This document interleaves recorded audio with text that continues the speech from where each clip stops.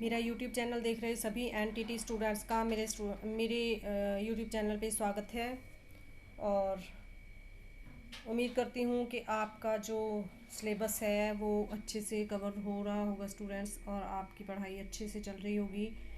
तो स्टूडेंट्स, आपकी हेल्प करने के लिए आज एक और वीडियो में इम्पॉर्टेंट क्वेश्चंस के साथ और शॉर्टकट क्वेश्चंस के साथ बना करके लेके आई हूँ। उम्मीद करती हूँ कि आपकी हेल्प होगी। और ये जो इम्पॉर्टेंट क्वेश्चंस की जो वीडियो मैंने बनाई है आपके लिए काफ़ी हेल्पफुल होगी। और स्टूडेंट्स, ये जो 10-10 नंबर वाले क्वेश्चन हैं शॉर्टकट करके मैंने इसका वीडियो बनाया है और आपके लिए काफ़ी फ़ायदेमंद होंगे, और आपको अंक भी इनके पूरे के पूरे ही मिलेंगे। तो चलिए आज हम देख लेते हैं हमारी वीडियो में कौन सा पहला क्वेश्चन है हमारे साथ। इम्पॉर्टेंट क्वेश्चन है स्टूडेंट्स, इनको अच्छे से याद कीजिए और रिपीट कीजिए और ध्यान से सुनिए, ताकि आपको आधे से ज़्यादा क्वेश्चन सुनने और ध्यान से समझने में ही आपको याद हो जाए। तो चलिए हम पहला क्वेश्चन देख लेते हैं। आज का हमारा पहला क्वेश्चन कौन सा है? तो स्टूडेंट्स, हमारा पहला क्वेश्चन है भूमिका अभिनय से आप क्या समझते हैं? भूमिका अभिनय के आयोजन में शामिल चरणों की व्याख्या और साथ ही इसके लाभ तथा सीमाएं भी हमें यहाँ पे याद करनी है। तो ये एक और क्वेश्चन है, या फिर ये क्वेश्चन हो सकता है भूमिका अभिनय आयोजन करते समय सम्मिलित चरणों का जो हम ध्यान रखते हैं उनको हमें बताना है कि कौन सी बातें हैं जब हम भूमिका अभिनय आयोजित करते हैं, तो कौन सी बातें ध्यान में रखते हैं। तो चलिए, हमसे यहाँ पे पूछा गया है भूमिका अभिनय किसी भी चीज़ की, किसी भी खेल में जब बच्चे भूमिका निभाते हैं और उसको हम भूमिका अभिनय कहते हैं, और किसी की भी भूमिका अदा करते हैं तो वो एक अभिनय होता है। तो यहाँ पे हम वो पेश कर रहे होते हैं, तो वो भूमिका अभिनय होती है स्टूडेंट्स। उसके बारे में हमें बताना है, और इसका आयोजन में शामिल बातें हैं या फिर सीमाएं हैं इनकी, जो हमें यहाँ पे रिपीट करनी है, हमें यहाँ पे बतानी है स्टूडेंट्स। तो चलिए आंसर देख लेते हैं हम। यहाँ पे हमारा आंसर है, जब कोई व्यक्ति एक भूमिका को पूरी तरह समझकर उस भूमिका के संबंध में पूरा प्रशिक्षण लेकर नियम पूर्वक उसे निभाता है। तो यहाँ पे हमसे कहा गया है कि जब कोई व्यक्ति किसी भी भूमिका को अच्छी तरह से समझकर उस पर पूरी मेहनत से उसका कौशल प्राप्त करके, उसका हुनर प्राप्त करके स्टूडेंट्स पूरी मेहनत के साथ जब उसको नियम पूर्वक उसको पेश करता है, निभाता है, तो उसे भूमिका अभिनय कहते हैं स्टूडेंट्स। मैंने आपको अच्छे से आसान शब्दों में बता दिया है कि जब कोई व्यक्ति किसी भी भूमिका को लेकर के उस पर मेहनत करता है, उसका जो हुनर है पूरी तरह से वो प्राप्त कर लेता है, और वो पूरी तरह मेहनत करके उसे बार बार से उसकी ट्रेनिंग है, बार बार करके उसे अच्छी तरह से सीख के उसे नियम पूर्वक उसे निभाता है, तो उसे भूमिका अभिनय कहते हैं। तो उदाहरण के लिए, एक वकील वकालत के पेशे को पसंद करता है, उसके संबंध में प्रशिक्षण लेता है और तब वकील की भूमिका का निर्वाह करता है, यह भूमिका अभिनय है।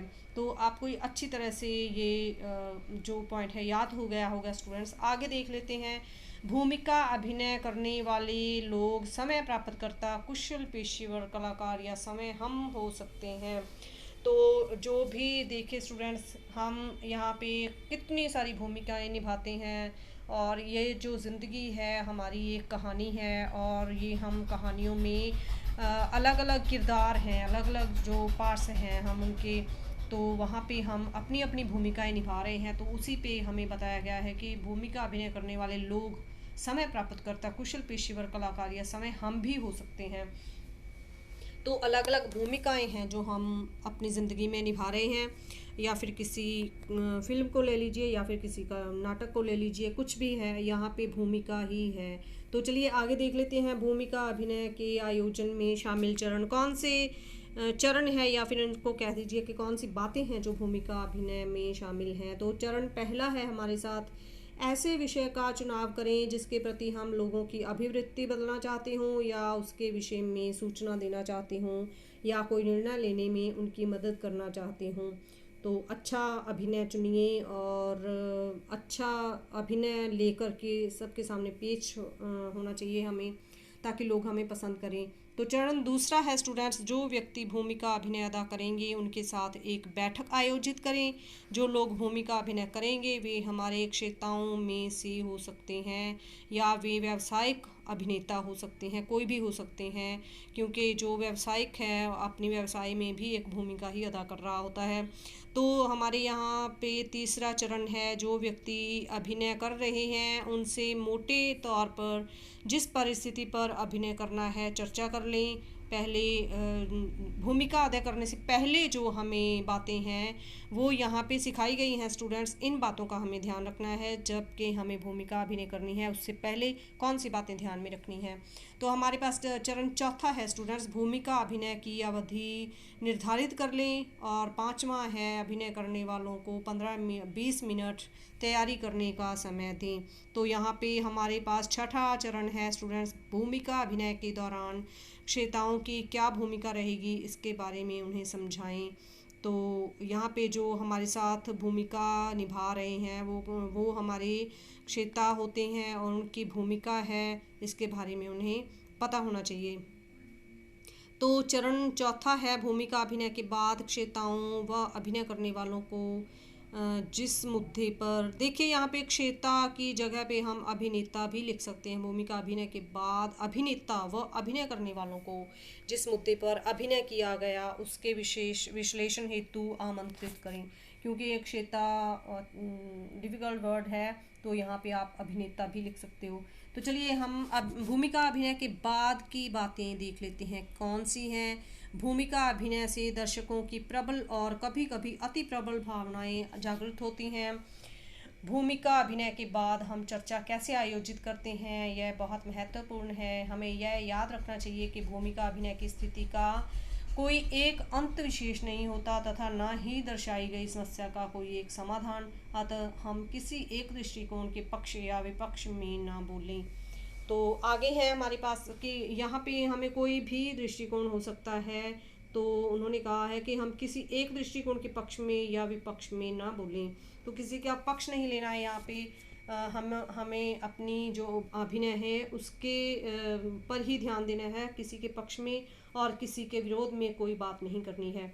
भूमिका अभिनय के बाद हो रही चर्चा में हमारी भूमिका स्पष्टीकरण देने, व्याख्या करने, सारांश प्रस्तुत करने तथा एक सहायक की होनी चाहिए। अतः चर्चा तथा विश्लेषण के दौरान हमें ध्यान रखना चाहिए कि किसी व्यक्ति विशेष की को नीचा ना दिखाया जाए। हमें सुनिश्चित करना होगा कि विश्लेषण का केंद्र बिंदु मुद्दे पर तथा विषय हो तथा समस्या सुलझाने की प्रक्रिया हो, न कि व्यक्ति विशेष या उसके अभिनय कर पाने की योग्यता।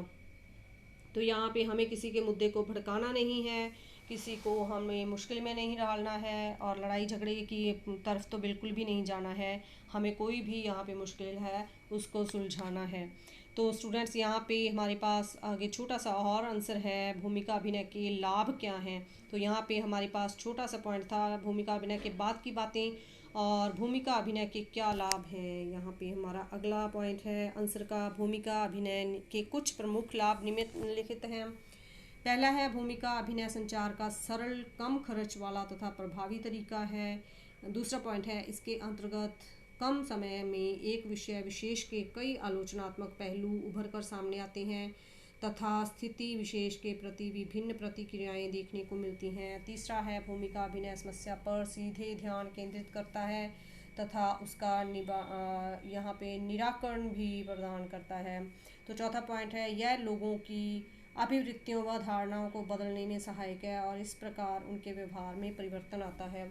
तो यहाँ पे हमें बताया गया है कि यदि किसी का नेगेटिव पॉइंट चल रहा है, किसी की नेगेटिविटी माइंड में भरी हुई होती है, तो उसके संबंध में हम यदि कोई अभिनय करते हैं तो उनमें पॉजिटिव बातें हों तो उनके माइंड को बदला जा सकता है और जो उनकी स्थिति ख़राब चल रही है उसको सुधारा जा सकता है स्टूडेंट्स। तो पांचवा पॉइंट है, जो बात हम किसी व्यक्ति से प्रत्यक्ष नहीं कर सकते उसे यह भूमिका अभिनय के द्वारा बता सकते हैं। तो किसी बात को हम किसी से सीधे जाकर बात नहीं कर सकते तो भूमिका के द्वारा हम ये बातें स्पष्ट कर सकते हैं। तो यहाँ पे भूमिका अभिनय की कमियाँ देख लेते हैं स्टूडेंट्स। पहला पॉइंट है, भूमिका अभिनय का सही तरीके से उपयोग न हो पाने के कारण यह मात्र मनोरंजन का साधन बनकर रह जाता है।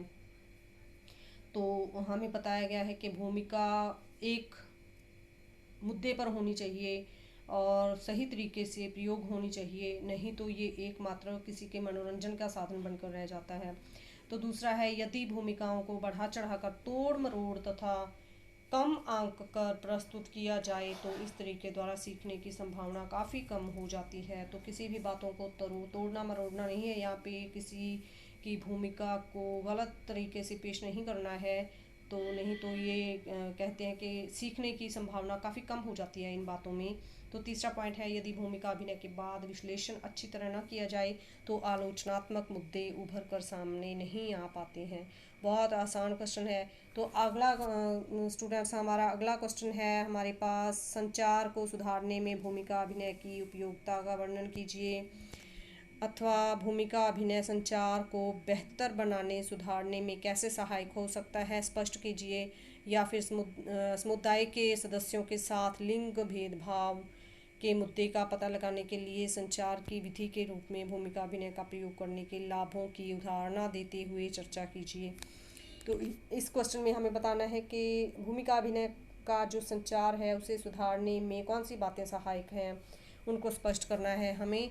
तो हम देख लेते हैं, पहला पॉइंट है, हम पॉइंट नहीं है, हम यहाँ पे आंसर देख लेते हैं। भूमिका अभिनय समय अपने तथा अन्य लोगों के विचारों, भावनाओं, व्यवहारों व अनुभवों की पुनः जांच का एक बहुत अच्छा मौका देता है और अतः यह इस प्रकार नई अंतर्दृष्टि प्रदान करता है और संवेदनशीलता के विकास में सहायक होता है।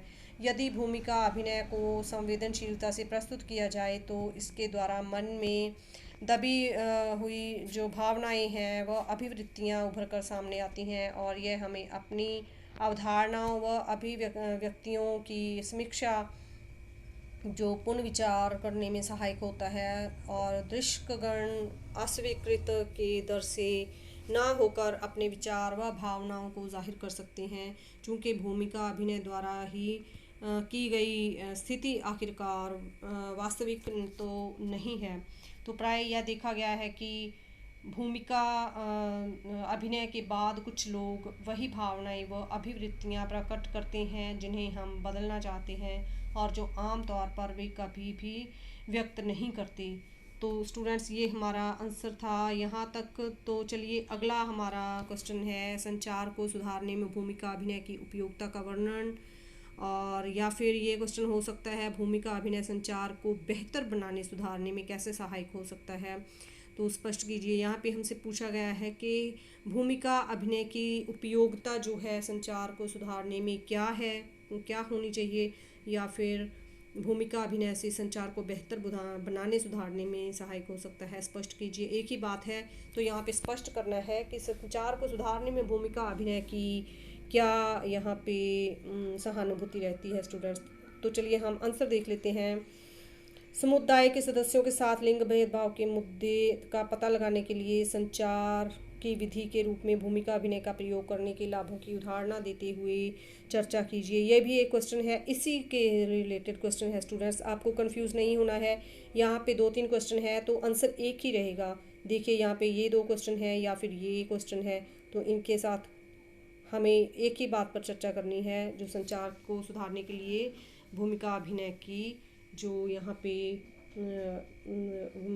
कह देते हैं भूमिका अभिनय का क्या यहाँ पे रोल है, तो कैसे संचार को हम सुधार सकते हैं। तो आंसर देख लेते हैं। भूमिका अभिनय समय अपने तथा अन्य लोगों के विचारों, भावनाओं, व्यवहारों व अनुभवों की पुनः जांच का एक बहुत अच्छा मौका देता है, अतः यह इस प्रकार नई अंतर्दृष्टि प्रदान करता है और संवेदनशीलता के विकास में सहायक होता है। तो देखिए बहुत ही आसान पॉइंट है, भूमिका अभिनय समय अपने तथा अन्य लोगों के विचारों, भावनाओं, व्यवहारों व अनुभवों की पुनः जांच का एक बहुत अच्छा मौका देता है। तो यहाँ पे हमें हर किसी व्यक्ति की का जो कौशल है उसके बारे में पता चलता है कि कौन सी बात में उसका क्या अभिनय है और क्या अनुभव है, यहाँ पे पता चलता है, और उनकी भावनाएं एवं व्यवहारों का भी हमें पता चलता है, और यह इस प्रकार नई अंतर्दृष्टि प्रदान करता है और संवेदनशीलता के विकास में भी सहायक होता है। तो आगे चलते हैं। यदि भूमिका अभिनय को संवेदनशीलता से प्रस्तुत किया जाए तो इसके द्वारा मन में दबी भावनाएं व अभिवृत्तियां उभर कर सामने आती हैं और यह हमें अपनी अवधारणाओं व अभिव्यक्तियों की समीक्षा पुनर्विचार करने में सहायक होता है। तो ये हमें यहाँ पे समझाया गया है कि अभिनय को संवेदनशीलता मतलब अंदरूनी जो हमारे हाव भाव है उस पे उससे प्रकट किया जाता है, और जिससे कि लोगों के मनों में दबी हुई भावनाएं उभर कर सामने आती हैं जब वो इस भूमिकाओं को देखते हैं। और अवधारणाएं अभिव्यक्तियों की समीक्षा और पुनर्विचार किसी से विचार चर्चा करने में सहायक होता है, और कौन से उनके दृष्टिकोण और कौन सी भावनाएं हैं हाव भाव हैं उनके बारे में पता चलता है। दर्शकगण अस्वीकृत के डर से मुक्त होकर अपने विचार व भावनाओं को जाहिर कर सकते हैं, चूँकि भूमिका अभिनय द्वारा दर्शाई गई स्थिति आखिरकार वास्तविक तो नहीं है। तो आगे है यह देखा गया है कि भूमिका अभिनय के बाद कुछ लोग वही भावनाएं व अभिवृत्तियां व्यक्त करते हैं जिन्हें चाहते हैं और जो आम तौर पर वे कभी भी व्यक्त नहीं करते हैं। उदाहरण के लिए लड़के व लड़की में भेदभाव पर आधारित भूमिका अभिनय के बाद हुई चर्चा के दौरान एक व्यक्ति ने कहा कि लड़कियां वास्तव में अभिभावकों के लिए तो भार होती हैं, और जब प्रेषक ने पूछा कि आप ऐसा क्यों कहते हैं तो उस व्यक्ति ने उत्तर दिया, नहीं नहीं, मैं ऐसा नहीं कह रहा हूँ। अभिनय के दौरान एक पात्र ने ऐसा कहा, यह स्पष्ट है कि वह व्यक्ति सोचता है कि लड़कियां भार होती हैं। तो देखिए यहाँ पे स्पष्ट हो गया कि जो लोगों के हाव भाव हैं वो उभर कर सामने आते हैं कि वो किसके बारे में क्या सोचते हैं। तो ये एक अभिनय का बढ़प्पन है जो अभिनय के द्वारा हम लोगों के हाव भाव को सामने लाते हैं। परंतु भूमिका अभिनय की स्थिति उसे यह मंजूरी देती है कि वह समय को इन भावनाओं का उत्तरदायी न ठहराते हुए अभिनय के पात्र पर ये भावनाएं लाद दे। इस प्रकार उसे अन्य लोगों जो उसकी बात से सहमत नहीं हैं ऐसी अवमानना नहीं मिलेगी, परंतु एक कुशल प्रेषक को समझ लेना चाहिए कि यह विचार उस व्यक्ति विशेष के ही हैं। तो आगे चलते हैं, हमारा अगला पैराग्राफ है, हम लोगों को अपने विचार व अभिवृत्तियां बदलने के लिए दबाव नहीं डाल सकते, एक प्रयास द्वारा बदलाव लाया भी नहीं जा सकता है। तो यहाँ पे हमें बताया गया है कि उनकी हम सिर्फ अपनी भूमिका अदा कर सकते हैं। तो जिस मुद्दे पर भी हमें भूमिका निभानी है तो हम भूमिका अदा कर सकते हैं, किसी को बदलने में हम उन पे दबाव नहीं डाल सकते। तो किसी दबाव से लोगों को बदला नहीं जा सकता। तो ध्यान रखें कि भूमिका अभिनय के बाद हो रही चर्चा में हम अपने विचारों को दूसरों पर न थोपें।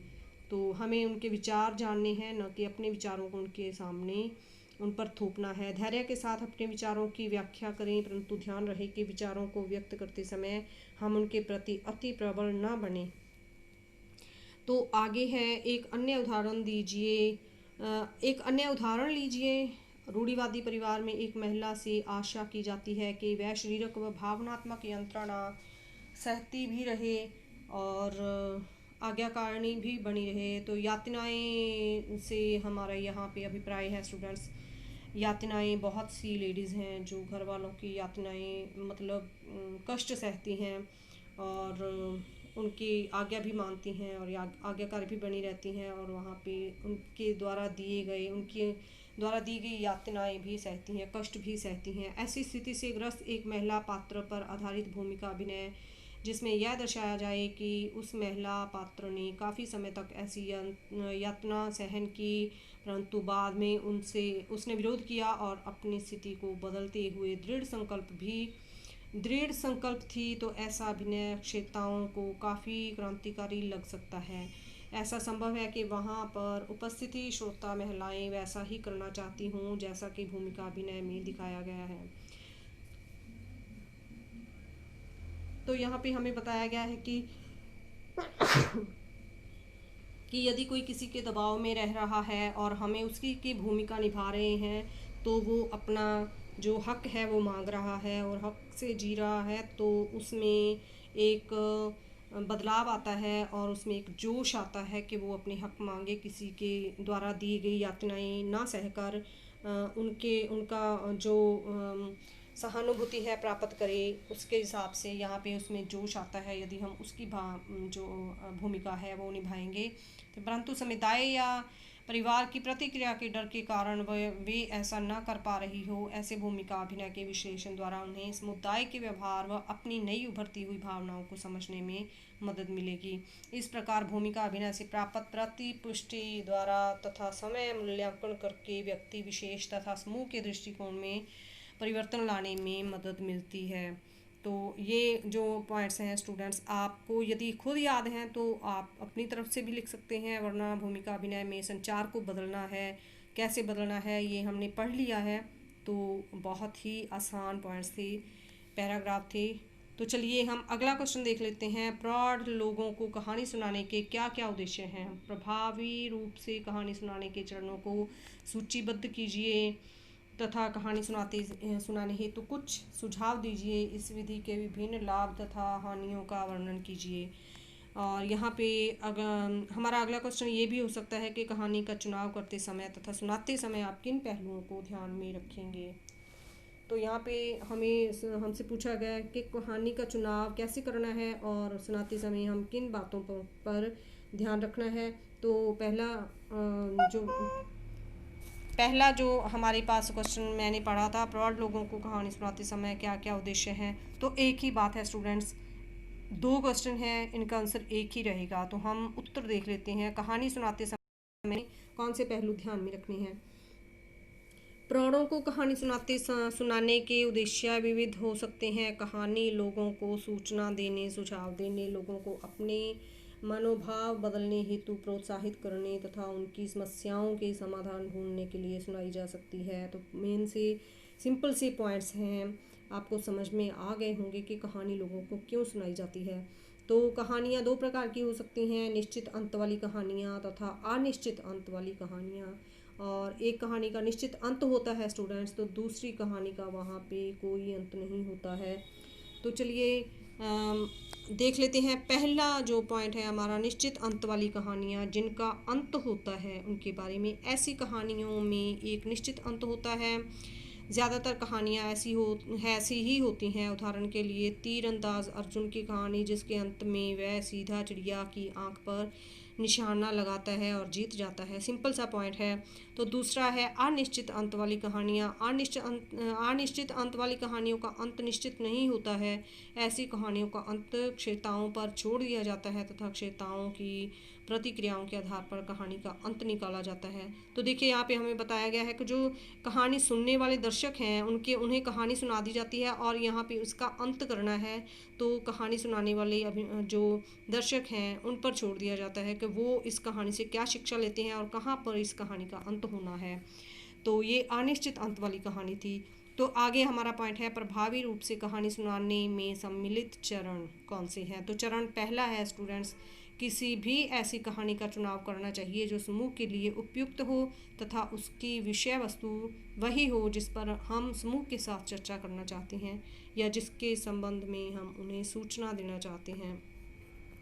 कोई अच्छा मुद्दा चुनिए जो लोगों को पसंद आए। तो जाहिर है कि यहाँ पे हमसे कहा गया है कि विषय वस्तु वही हो जिस पर हम समूह के साथ चर्चा कर रहे हैं, और ये नहीं है कि यदि हम कहानी का मुद्दा तो कुछ और है और चर्चा हम कोई और लेकर के बैठ जाएं, इस बात का हमें ध्यान रखना चाहिए। तो दूसरा पॉइंट है, कहानी को रुचिकर बनाने हेतु हम उचित सहायक सामग्री जैसे चित्र कार्ड, स्लाइड्स, चार्ट्स, तो फ्लैनर आकृति या कठपुतली समय बनाएं या एकत्रित करें। तो उनके मॉडल्स हमें कहा गया है कि जो कहानी हमें सुनानी है उनके मॉडल्स तैयार कीजिए, लोगों के सामने उनके साथ उन्हें कहानी सुनाइए और बताइए। तो तीसरा चरण है, कहानी सुनाने से पहले इसका पूर्वाभ्यास कर लें। तो चौथा है, कहानी सुनाने के बाद इस पर आधारित चर्चा करें। तो बहुत सिंपल पॉइंट हैं। तो पांचवा है स्टूडेंट्स हमारे पास, कहानी व उसके बाद हुई चर्चा के माध्यम से उभरे संदेशों, विषय वस्तु और कार्यनीतियों की पुनरावृत्ति करें तथा उनको संक्षेप में पुनः बताएं। तो पहले हम उन्हें कहानी सुनाएं और उसी के माध्यम से उनको इसके बारे में समझाएं और चर्चा करें। अनिश्चित अंत वाली कहानी श्रोताओं के विचार व भावनाओं को जानने के लिए ज़्यादा प्रभावशाली होती है, चूँकि इसका कोई निर्धारित अंत नहीं होता है। अतः प्रत्येक आदमी अपनी ज़िंदगी के अनुभवों व मूल्यों के आधार पर कहानी का अंत कर सकता है। तो यहाँ पे जो श्रोता हैं वो कहानी सुनने वाले दर्शक हैं। तो स्टूडेंट्स, बहुत अच्छा और सिंपल सा पॉइंट है। तो आपको बहुत ही सिंपली जो बात है वो समझ में आ जाएगी स्टूडेंट्स। जाहिर से आम होने वाली बातें हैं इसमें। तो इसके सुझाव भी हम देख लेते हैं। कहानी सुनाने हेतु कुछ सुझाव हैं। पहला पॉइंट है, कम पात्रों वाली कहानियों का चुनाव करना चाहिए। ज़्यादा पात्रों की कहानी अधिक पेचीदा हो जाती है।